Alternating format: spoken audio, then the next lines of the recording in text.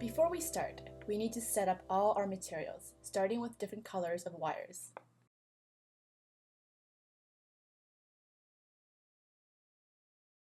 Then we need all kinds of different colored nylons, the kind women wear as leg stockings.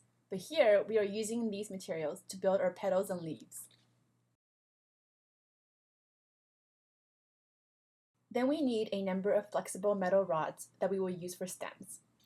And we also have decorative accessories that we can use for flower buds or cores.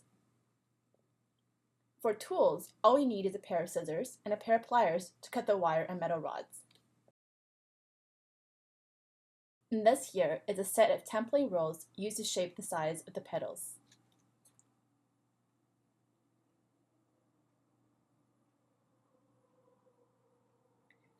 For example, we take a piece of wire and wrap it around a particular size of roll based on what size we wish the petal to be, like this.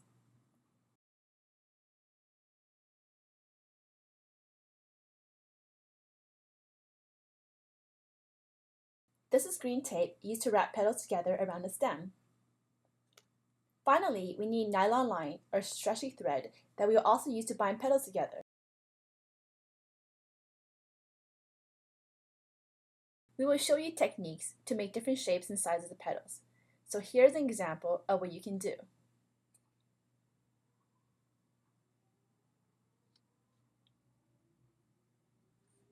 Once you have several petals made, you shape them and bind them together into a flower. Let's start, and we'll make a simple petal shape like this. Pick a template roll for the size you wish to make. Wrap a colored wire around it and finish off by cutting it to length.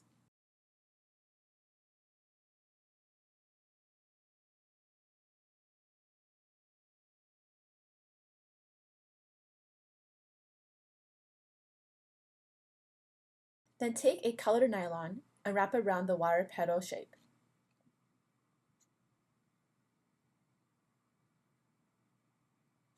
Stretch it nice and tight with a little bit of overlap so you can tie it with a thread onto the wire frame.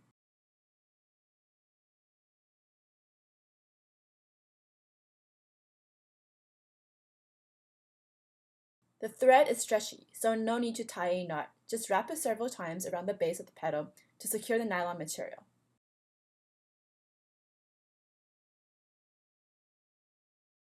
Okay, so now we have a new petal. Remember, it can be any size you wish.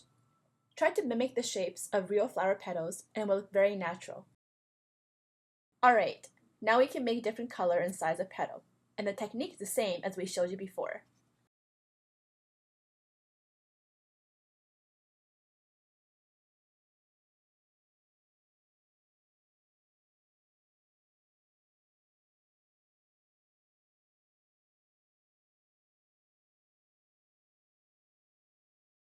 Lastly, spend a moment to shape the petal to a desired shape.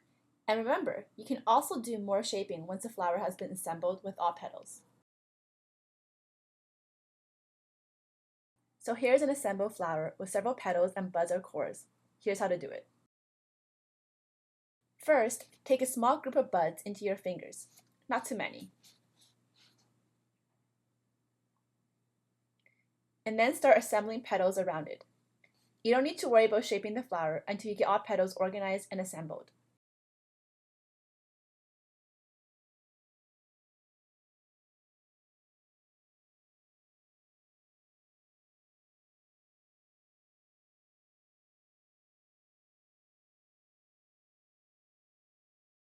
Wrap the whole assembly with nylon thread.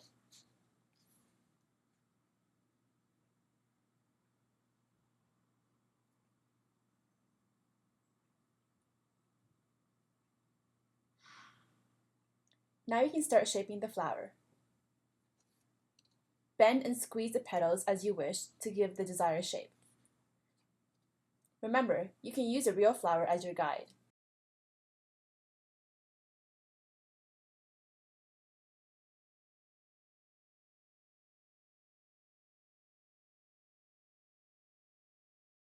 For more variety, we will show you how to make a twisted wire petal shape. You can use a pen or pencil of different thickness, giving you different size of twists. Use a strand of colored wire and wrap it around the pen.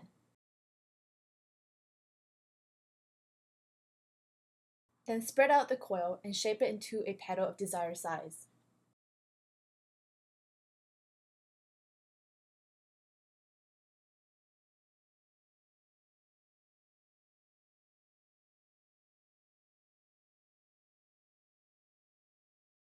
A smaller shape needs smaller coils, so try different sizes pens or wooden rods.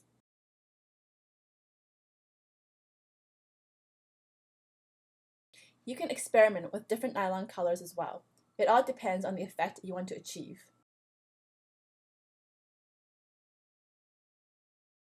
Now, follow the simple technique we showed you earlier to create the petal by wrapping the nylon material around the wire and securing it with some thread.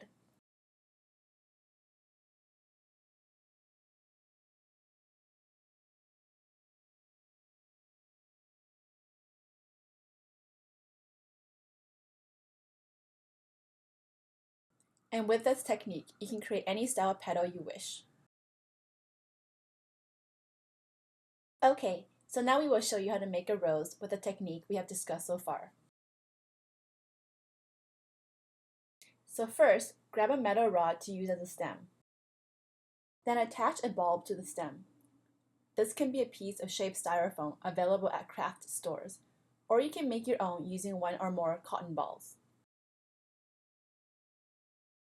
Wrap some nylon material around the bulb and secure it with thread.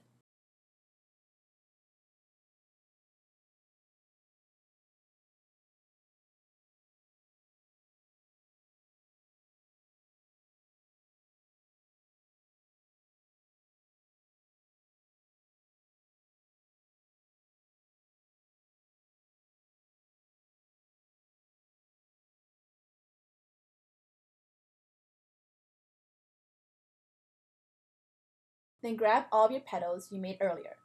Perhaps 10 of them will assemble into a nice rose. Don't worry about shaping the rose just yet.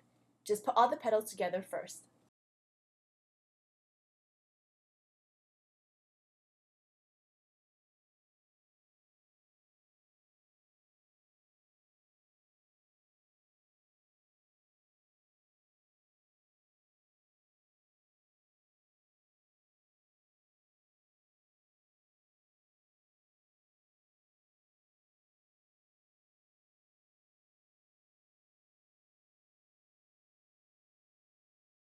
Hold the assembled petals real tight and secure with thread.